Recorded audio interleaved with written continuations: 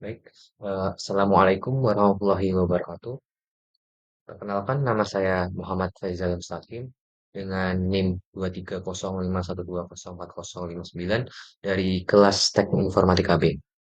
Di sini saya akan melakukan penjelasan mengenai eh, tugas dari mata kuliah keamanan data dan informasi, yaitu tentang keamanan login pada aplikasi tertentu. Nah, di sini saya memilih keamanan login pada m-banking.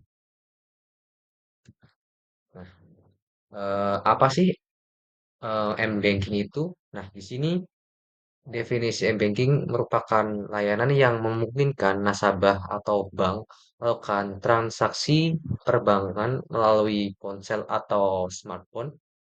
Nah, layanan mobile banking ini dapat digunakan dengan menggunakan menu yang sudah tersedia melalui aplikasi yang dapat diunduh dan diinstal oleh nasabah. Nah, mobile banking ini menawarkan kemudahan jika dibandingkan dengan SMS banking karena nasabah tidak perlu mengingat format pesan SMS yang akan dikirimkan ke bank dan juga nomor tujuan SMS ke bank.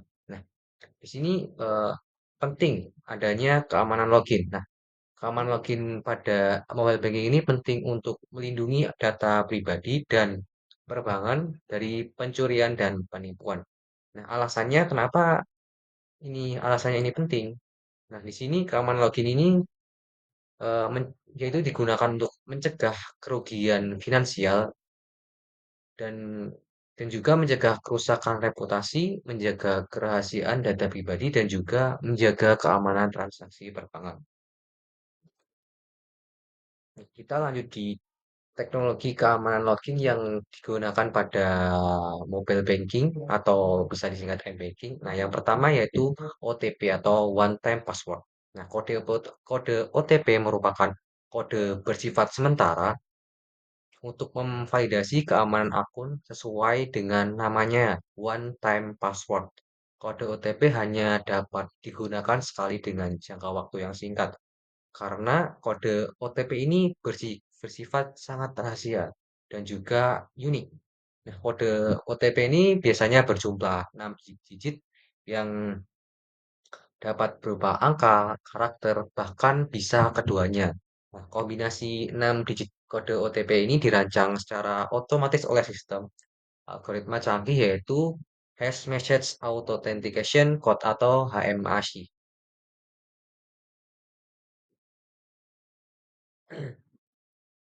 Nah, untuk keamanan dari OTP ini yaitu mudah diingat oleh pengguna dan contoh implementasinya pada BCA Mobile yaitu menggunakan kode akses 6 digit untuk login dan eh maksudnya implementasinya yaitu pada BRI Mobile yaitu menggunakan OTP yang dikirimkan melalui SMS atau email untuk transaksi. Yang kedua ada BNI Mobile yaitu menerapkan OTP-nya yang sama. Selanjutnya kita masuk di yang kedua yaitu autentikasi dua faktor atau 2FA, yaitu fitur yang bisa yaitu fitur two factor authentication adalah solusi untuk menjaga sebuah keamanan akun online yang bisa digunakan sebagai antisipasi dari kejahatan cyber yang sekarang uh, saat ini yaitu cukup ramai di masyarakat. Nah, fitur two factor authentication ini adalah sebuah fitur keamanan di mana kita melakukan verifikasi identitas dengan dua kali. Nah, tujuannya ini yaitu untuk mengurangi resiko akan diambil alih oleh pihak yang tidak bertanggung jawab. Nah, kita bisa soalnya seperti hacking ini kan harus butuh autentikasi dua langkah ya. Nah, di situ agar bisa terjamin keamanannya. Nah, tapi tidak begitu ya. Nah, contoh implementasinya itu pada BRI juga dan juga BNI Mobile yaitu menerapkan 2FA dengan juga OTP yang tadi. Nah, untuk yang ketiga yaitu biometrik atau sidik jari dan pengenalan wajah. Nah, biometrik sidik jari dan pengenalan wajah ini adalah teknologi yang menggunakan ciri khas fisik seseorang yang untuk mengidentifikasi dan memverifikasi identitasnya. Nah, ke untuk menggunakan sidik jari atau Face ID ini yaitu untuk digunakan untuk login tanpa perlu mengetikkan password dan data biometriknya itu disimpan secara aman di perangkat penggunanya. Nah, contoh im- implementasinya itu pada eh, mobile banking yaitu BCA Mobile, Livin, Bank Mandiri, Bimo, dan lainnya yang mendukung login dengan fingerprint atau Face ID. Dan yang keempat yaitu secure token atau hard token dan soft token. Nah, secure token adalah perangkat keras atau perangkat lunak yang digunakan untuk autentikasi dua faktor atau 2FA atau multifaktor atau MFA.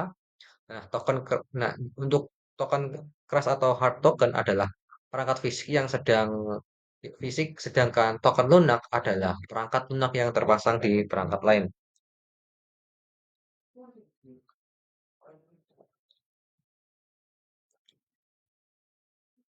Kita yang terakhir yaitu enkripsi data dan secure socket layer atau SSL.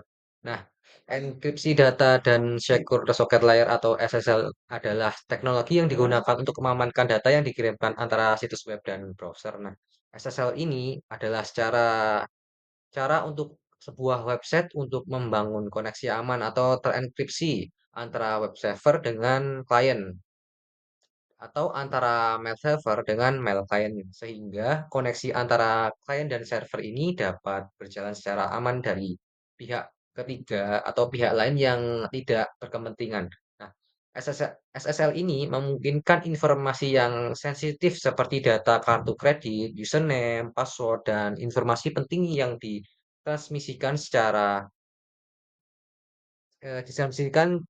server ke klien atau sebaliknya dari klien ke server. Yaitu dengan aman karena data yang dikirimkan akan dienkripsi. Nah, tujuannya ini yaitu untuk mencegah penyadapan data saat pengguna mengakses aplikasi. Tapi cara ini rentan terhadap serangan MITM atau Man in the Middle jika menggunakan jaringan WiFi publik tanpa menggunakan VPN. Nah, contoh implementasinya yaitu pada semua aplikasi mobile banking modern seperti contohnya yaitu HTTPS, SSL, TLS, dan enkripsi end-to-end untuk mengamankan data pengguna.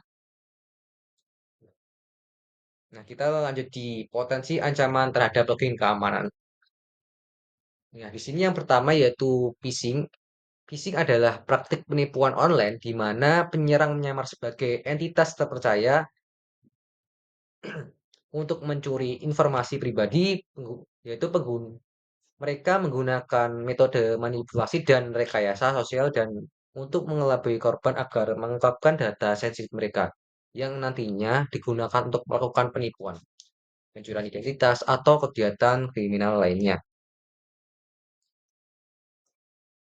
Yang kedua yaitu tadi MITM atau Man in the Middle Attack adalah serangan cyber yang dilakukan dengan menyusup dan memantau komunikasi antara dua pihak.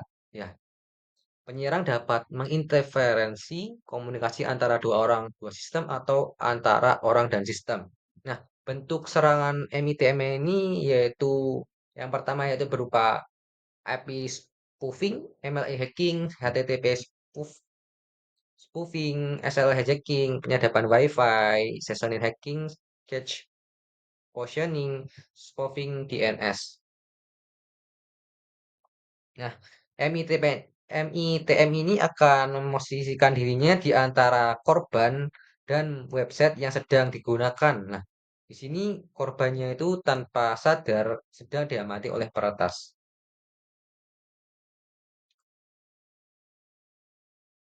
Nah, yang keempat, tiga yaitu malware dan keylogger. Nah, Keylogger adalah sebuah malware yang dirancang untuk merekam setiap ketikan tombol pada keyboard target. Nah, data yang terekam digunakan oleh pelaku untuk mencuri informasi seperti PIN, password, nomor kartu kredit, dan data penting lainnya. Yang keempat yaitu SIM swapping attack. SIM IM SIM-nya ini adalah sebuah serangan terhadap identitas user dengan tujuan yaitu mendapatkan nomor telepon seluler atau SMS. Nah, korban ini mendapatkan dan juga mendapatkan manfaat dari nomor telepon seluler yang diakui. Ya. Nah, setelah ancaman ini berhasil, maka peretas dapat memanfaatkan akses nomor telepon ini untuk mendapatkan informasi pribadi, mengakses akun online korban, atau bahkan melakukan transaksi keuangan atas nama korbannya itu sendiri. Nah, nah, bagaimana sih cara untuk meningkatkan keamanan login pada m-banking? Nah, di sini terdapat 9 yang saya jelaskan. Yang pertama itu menggunakan password yang kuat dan unik. Nah, di sini menggunakan kombinasi untuk memperkuat password ini kita bisa menggunakan kombinasi huruf besar, huruf kecil, angka atau simbol. Dan jangan gunakan password berupa tanggal lahir, angka dan angka yang berurutan. Yang kedua yaitu aktifkan autentikasi dua faktor atau 2FA. Yaitu 2FA ini menambah lapisan keamanan ekstra selain password. Nah, biasanya ini menggunakan OTP atau one time password yang dikirimkan melalui SMS atau email atau aplikasi autentikasi seperti Google Authenticator. Yang ketiga yaitu hindari menggunakan jaringan WiFi publik. Nah, biasanya pada WiFi publik ini sering tidak aman karena bisa disadap oleh hacker. Nah, peretas ini dapat menghack melalui melakukan hack yaitu min in the middle attack, yaitu mencuri data diri kita. Yang keempat yaitu waspada terhadap phishing. Nah, phishing sudah saya jelaskan sebelumnya tadi. Yang kelima yaitu selalu perbarui aplikasi m-banking. Dan yang keenam, gunakan biometrik sidik jari atau pengenalan wajah Face ID. Yang ketujuh, yaitu jangan simpan informasi login di perangkat. Yang kedelapan, periksa aktivitas akun secara rutin. Dan yang kesembilan, laporkan ke bank jika ada aktivitas mencurigakan. Nah, di sini ada studi kasus dan implementasi di bank populer di Indonesia. Di sini saya mengambil tiga bank. Yang pertama yaitu BCA Mobile atau Bank Sentral Asia. Nah, BCA Mobile ini menggunakan kombinasi PIN, OTP via SMS dan biometrik. Namun perintah mengalami serangan phishing melalui situs palsu yang meniru tampilan resminya. Bank BCA menganggap dengan meningkatkan edukasi kepada nasabah agar tidak mudah tertipu. Nah, contoh studi kasus pada Bank BCA ini yaitu serangan phishing, yaitu pada tahun 2021 banyak nasabah yang mengalami serangan phishing yang mengarahkan mereka ke situs palsu yang menyerupai BCA Mobile. Nah, Bank BCA ini secara aktif memberikan edukasi tentang waspada terhadap link mencurigakan dan tidak membagikan OTP kepada orang lain. Nah, ini berdasarkan sumber dari bca.co.id.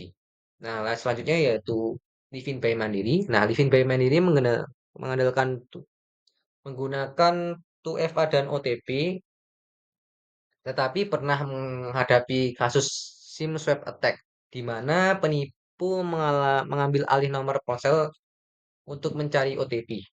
Nah, kemudian Mandiri ini melakukan penambahan sistem deteksi anomali, yaitu memverifikasi login yang mencurigakan.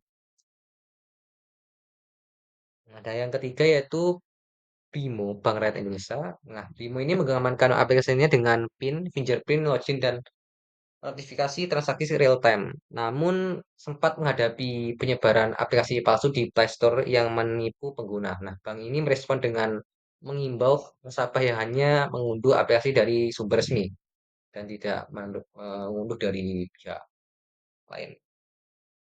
Nah, kasus ini terjadi pada tahun 2022 dan berdasarkan sumber dari bri.co.id. Nah, yang terakhir yaitu kesimpulan. Nah, kesimpulan ini keamanan login dalam layanan m-banking sangat penting untuk melindungi data dan transaksi pengguna dari ancaman cyber seperti phishing, SIM swap, social engineering, dan aplikasi palsu. Nah, bank-bank di Indonesia ini telah menerapkan berbagai teknologi keamanan berlapis seperti PIN, OTP, autentikasi biometrik, mobile token, serta enkripsi data. Nah, beberapa bank juga menggunakan deteksi anomali dan verifikasi perangkat baru untuk mencegah dan mengakses hal-hal yang mencurigakan. Namun, meskipun sistem ini terus berkembang, ancaman pun tetap ada. Oleh karena itu, kesadaran dan kewaspadaan pengguna menjadi faktor utama dalam menjaga keamanan akun ini. Pengguna harus selalu menggunakan password yang kuat, mengaktifkan 2FA dan menghindari jaringan WiFi publik jika dirasa kurang aman. Waspada terhadap phishing, tidak membagikan OTP dan informasi login kepada orang lain atau siapapun. Dengan kombinasi teknologi keamanan yang canggih dan kebiasaan digital yang bijak, rasio peretas akan mobile banking dapat diminimalisirkan atau diminimalkan sehingga transaksi perbankan menjadi lebih aman dan nyaman. Mungkin sekian penjelasan mengenai keamanan login mobile banking. Wassalamualaikum warahmatullahi wabarakatuh.